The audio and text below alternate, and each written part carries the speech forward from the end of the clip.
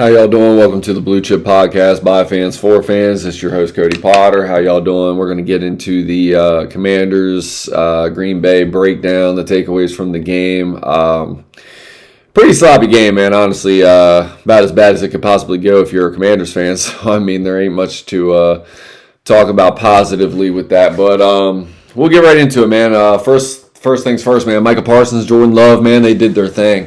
When I really break down this game, I mean, I took a little while, man. It's hard to break down a game like this when you're a fan. So I try to let everything settle down before I even post things out, because most people are just gonna be like, well, they played like shit. So and that is true. But I mean, there was something that I talked about a lot going into the game, and when I really watched the game, man, it was hard, man. It was a hard game to watch. When I think stylistically, there is a book out on Jordan Love. There is a thing, man. You got to get pressure on this guy, man. He's an athletic quarterback, man. He can make all the throws, man. If you watch that game, he put everything on display, and he put everything on display because we did not blitz the quarterback. Could not get pressure, rush for some stunts, things like that, man. I mean, as far as things like that go, but when you are back in coverage like that, when you are only rushing for and he is picking you apart like that, you are playing that type of coverage scheme, and he's picking you apart because you can't get no pressure on him, you got to make adjustments throughout the game, and we did not make adjustments on offense or defense, man. It was just an ugly game on both sides, man. There were some positives. Just if you watch that play, man, we definitely got one with Trey Amos, man, our second-year cornerback, man. He's going to have to get a little bit more physical at the point, man. I've noticed that teams are kind of getting after him from the running department, man. I'm watching. I think it's the second week in a row that I've seen a quarterback try to go head up with Trey Amos, man. So the physical element needs to improve, I think. But as far as the coverage ability, man, the things that you're looking for from that position, he's definitely that guy. And I mean, Jordan Love is a big quarterback, man, and Russell Wilson, he knows what he's doing too as well. And the play that I'm actually talking about with Amos from the Giants game was a wide receiver. It was Malik Neighbors.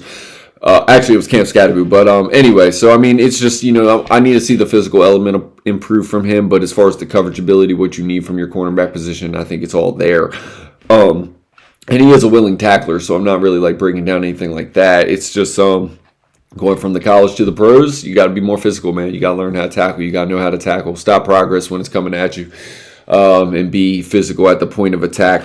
This was one of them games, man, where I was a big proponent for Jeremy Chin last year, man. I really love Jeremy Chin coming out of college. Will Harris is a really, really smart player, but man, good Lord, what I'm watching right there, man. The tight ends just beating this team. Last year was the first year that tight ends were not picking us apart on a weekly basis, man. Jeremy Chin was a big proponent for that. Dude, he was just a sure tackler, man. Very athletic player, good in coverage.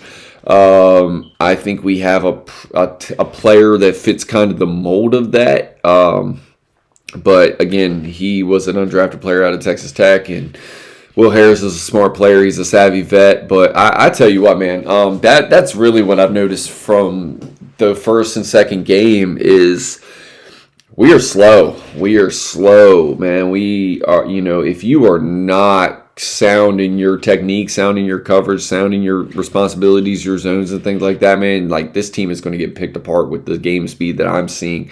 I think there is some speed on this team overall on the youth side of it, but collectively from what I'm seeing, man, I mean, you would have thought that Jordan McGee would be a little bit bigger part, in some roles. You would have thought, I think that, realistically on offense, man, I said it in the Giants game. I did not like the way that we used Austin Eckler. I was really, really screaming that in the Green Bay game. And I said he's not going to hold up. You feature him, and you featured him, and he didn't hold up, man. Prayers up to him. Losing Dietrich Weiss was a hard. That was a really big loss, man, because I felt like the rotational piece, man, like the impact that he brought into the run stopping game and things like that. Like, I mean, you noticed when he was out, man. I mean, Josh Jacobs really started to actually start churning some yards after he went out. Not that Green Bay wasn't doing whatever they wanted to, offensively all game long anyway. Edgerrin Cooper, stud for Green Bay. We all saw what Micah Parsons was doing. Josh Connolly, man, you get to take some tape off of this one, man. Honestly, we look flat. We looked flat for 60 minutes of football, man, and It's you're gonna have games like this, man. You're gonna have games where just you come in, man, and everything that you do is just not working. This was Jaden Daniels' worst game as a pro. It's pretty obvious. He's got to pick things up like that. But I mean, when you're getting blitzed and rushed at like all game long like that, man, dude, in your first 2 years, you're going to have a game like this. Hell, you're going to have 5 or 6 games like this. So, I mean, the play that they're kind of breaking down right now, man, that was a big push off, man. Like, I'm not going to blame referees, so I'm not, like, honestly, dude. But when one team gets to push off, when one team gets to hold on defense, man, I mean, when you get to hold blocking for your quarterback and the other team doesn't, man, when it's one-sided like this, you can say whatever, man. I mean, there were a couple calls that I saw go against us that, that weren't called on special teams and things like that. But, man, I mean, just collectively, it was mind-boggling. But again, I don't care. I'm not going to ever blame it on the referees. We played ugly. We played ugly as a team. Plenty of teach tape, man. Tell the truth Monday. I think there's going to be a lot that, if these players really want to get to the level that they want to get to, then there's going to be a lot of truths to be told on this Monday when this team gets back together and figures it out, man, because I mean, it's every level. I think the only player right now that can honestly say that he's played good enough, and if there's only one player that can say that, then you have a serious problem. But that's Deebo Samuel. I mean, he looks good, but that's not going to be enough. Terry McLaurin got to step up, be a leader of this team. Camp or not there. The Noah Brown drop, being held at the top of the route, getting separation though, and dropping the ball. I mean, you got to make the catch. I mean, it is what it is. Don't leave it in the ref's hands. Just execution, man. It's just execution when I watch this team. So, I mean, this isn't going to be a long pod because the game was so one-sided. I mean, you can sit there and say that, there's takeaways to be had. There are for the players, as a fan. I mean, it's just one of the worst games that we've seen under the staff. No coaching adjustments and things like that, man. So there's a lot to clean up. Offensive line played horrible. Defensive line played horrible. Linebackers, I have seen Frankie Louvu just be completely invisible this year. So, I mean, it's just you're seeing a lot, man. You're seeing a lot from key players that were key players last year that are not making impacts this year. Quan Martin, not good enough. Mikey Sainristil, not good enough. Marshawn Latimer, not good enough. I'm not going to single out one player. It's just everybody. It's just going to be everybody. Not good enough. And they know it. So you go against a team like that, that has the aspirations that they have. We don't get rewarded for what we did last year, man. And last year, a lot of people were saying that we overachieved, and what you showed this past week on tape was that they are right.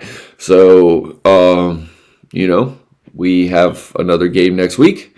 It's going to be against Las Vegas. You're going to have to bring it, man, because they got a premier pass rusher over there too. So, if I'm Josh Connerly, you're going to have to bring it, man. The games do not get easier when you're playing offensive tackle in the NFL. And when you go from, Abdul Carter, Brian Burns, Clavon Thibodeau to Michael Parsons and that group that Green Bay brought at you, to, Max Crosby. Max Crosby going to bring the juice every snap, man. So, it's week in, week out at the offensive tackle position. So, I mean, is, Josh Connerly Jr. going to show that he belongs in this league? Because it's about time to start stepping up, man. You've got 2 weeks of teach tape. You've got really good reps on tape, in both games. You've got really bad reps on tape in both games, man. So it's time to start cleaning it up. That's called being a pro. I believe in Josh Connerly Jr., so I'm not really worried about it. I think it's just, collectively as a, we just had a bad game. Just a bad game. Hopefully Jaden Daniels' knee is healthy. But he's got to be better. This, what? Actually, man, I'm going to talk about this for a second. Love JD5, and everybody in Washington as a fan should love JD5.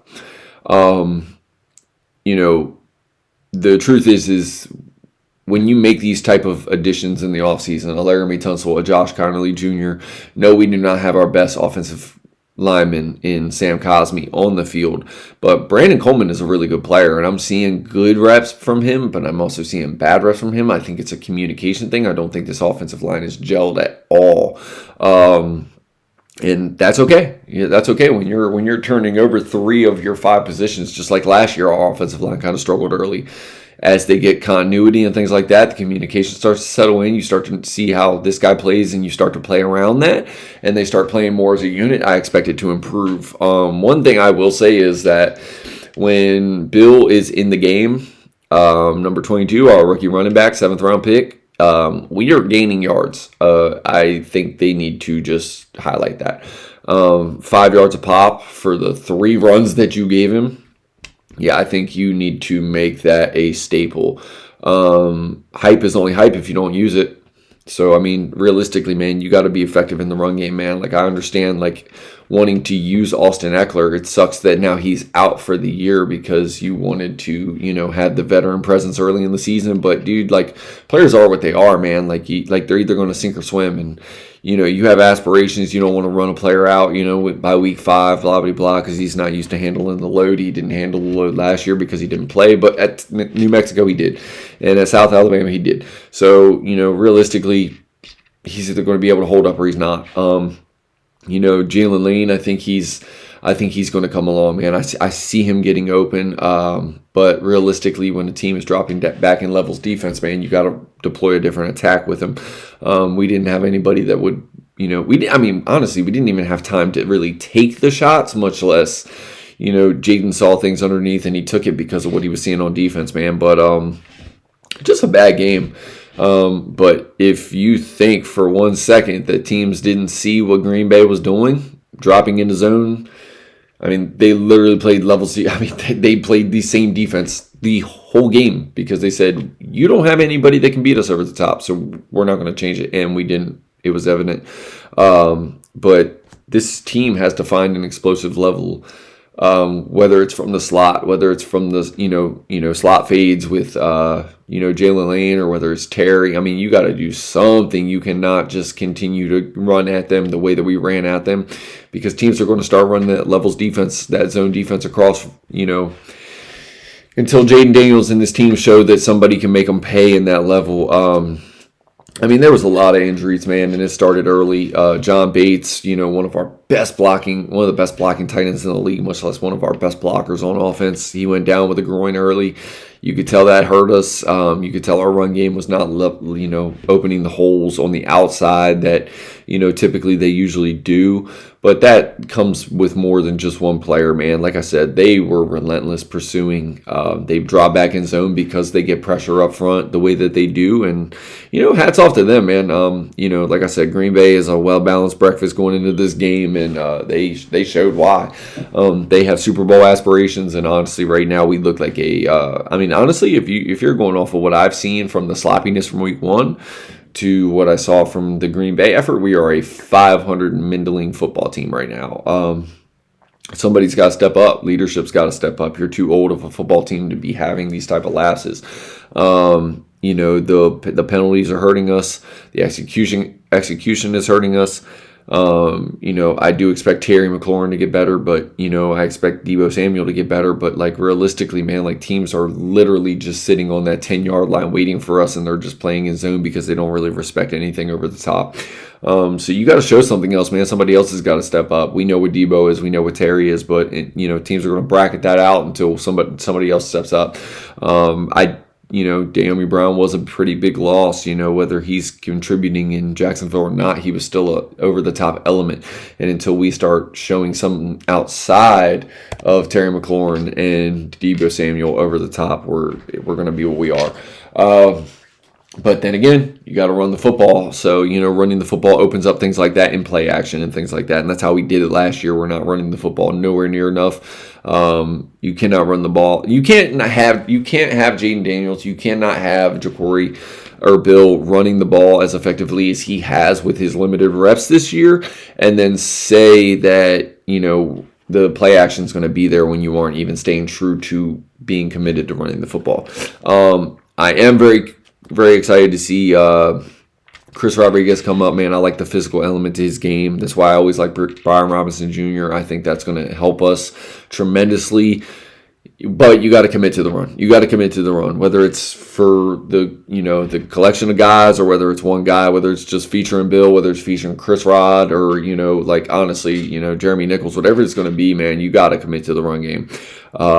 This team is not going to beat you. I mean, dude, we're not a 60%. We're not a 60-70% passing offense. We don't have the weapons for that. Yeah, man. You have Derek.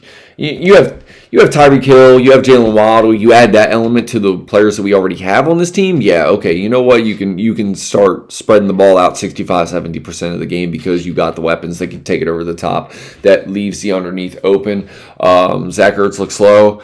We already knew that. You need Ben Sinnott to start stepping up. I mean, dude, it's a collection of things. It's the age, it's the production, it's the reps.